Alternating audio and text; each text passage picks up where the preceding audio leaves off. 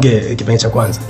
Kwenye issue ya mpira nimekusikia na nimekueleza dhima yangu au kwa nini nafanya vile, umenielewa na umenielewesha zaidi na nimekuelewa vizuri. Vingine wewe hakuna timu yote ambayo una hata kama penzi kwa mbali tu ikifunga unafurahi au unajisikia raha? Hakuna, iwe ndani ya Tanzania au nje, yote tu. Kabla sijaokoka chini ya mwaka 2000 nilikuwa mshabiki wa Yanga. Na katika hali yoyote mpira ni kitu ambacho kama utakifuatia kwa namna yoyote au utaangalia ngumi hivi wanapigana mzungu na Mwafrika, automatic kwa mimi yani wanapigana ngumi, hata ni michezo tu, kwa mimi wanapenda apigwe mzungu. Yani ni automatically maana ni mzalendo kwenye Afrika. Ni mzalendo tu kwenye Afrika. Kwa hiyo hata masuala ya mipira haya, kuna wakati mwingine mipira michezo unaweza kuutumia kama mifano ya mtu kupiga hatua ya neno la Mungu. Paulo aliwekea mfano kwamba washindanao katika michezo hapati taji isipokuwa wameshindana kwa halali, wakimbiao mbio na nini. Kwa hiyo michezo unaweza kaitumia. Kwa hiyo ni kitu ambacho automatically unaweza ukikuta hao wanashindana ukataka huyu ashinde. Ndio. Ila sio ule ushabiki wa moja kwa moja. Yani popote pale tunasema kwa mfano mimi naoneaga huruma mtu pengine anataka kushuka daraja. Unajua atatumia gharama kubwa.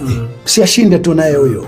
Au ameshinda na masuala yoyote. Au kuna namna tunatamani. Ameshinda mmoja siku nyingi sasa, kwa nini asishinde kwa na huyu? Ili kubalance. Sasa hiyo ni kama unafuatilia chochote, huo sio mpira tu. Chochote, mchezo wote, mashindano yoyote, uko kwenye gari wakati mwingine unajikuta kuna watu wanapigana. Si apigwe tu yule. Huko unaangalia kwenye siasa wanashindana kati ya fulani, si ashinde huyu. Ingawa wakati mwingine kwenye siasa unaangalia mtu anaweza kawa na nia ya dhati kweli kweli ya kusaidia watu. Kwa hiyo nadhani hata kwenye mipira. Leo tarehe 8 mwezi wa 3 Simba na Yanga watakiwa wacheze leo, kwa bahati mbaya hawajacheza. Kwa mfano sasa ingetokea leo akacheza, ungetamani nani ashinde hapa? Huko siko. Yani kwenye masuala tuzungumzie kwamba kama shabiki sasa umeshasema vitu vile vikishindana automatic tutatamani kimoja kishinde. Sasa zungumzie kwa ujumla tu kwamba kwa mfano kama leo sasa sio kwa sababu ya mapenzi, sio kwa sababu umeangalia mpira.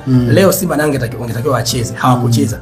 Mfano wangecheza ingeshinda ipi? Kuna namna ungesema tu afadhali? Ushabiki wangu ni ule kwa sehemu kubwa na unielewe tu hivyo. Ushabiki wangu umekaa huruma. Yani kama kuna kitu nitafuatilia. Kama Simba amefungwa mara nyingi sana na Yanga, kwa hiyo natamani safari Simba ashinde. Yani nikiona hawa wengine wana mikelele sana hawa. Nasema inawezekana wafungwepo na wenyewe ili watulie, kwa sababu wanachopambania ni upumbavu. Alafu inaonekana hao wengine ndo ni kama wababe muda wote. Kwa hiyo bahati mbaya sana si mtu wa kujua nani anacheza, nani hajacheza, nani amefanyaje. Na mambo mengi ya huko siyajuagi. Lakini ikitokea yani umetoka nimekabia zamani ilikuwemo ile namna ya kwamba Yanga ndio ilikuwa timu yangu. Kwa hiyo ilikuwa karibu kila ninapoona wanacheza nataka washinde. Lakini kwa sasa sio huyo.